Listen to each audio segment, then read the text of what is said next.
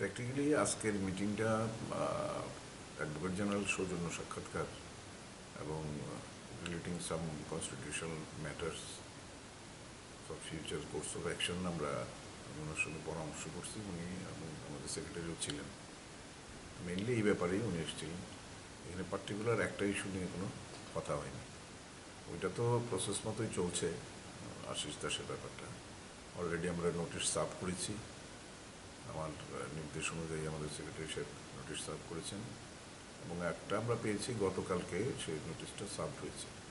তারপরে 7 দিন সময় দিতে হয়। 7 দিন সময়ের পর আমরা ওনাকে ফিজিক্যাল অ্যাপিয়ারেন্সের জন্য হিয়ারিংয়ে ডাকবো।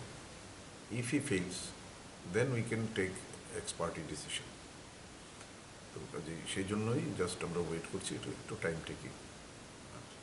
বিশ্বকুতুর ব্যাপারটা একটু সেপারেট টাইপের, ডিফারেন্ট টাইপের ব্যাপার।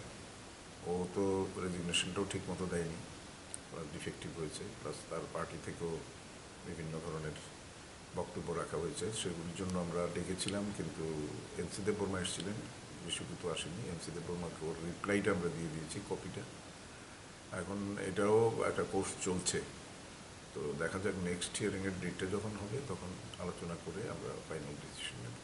আজকে মিটিংয়ে কে গেছিল? আজকের মিটিংয়ে তো অ্যাডভোকেট জেনারেল ছিলেন, আমার সেক্রেটারি ছিলেন।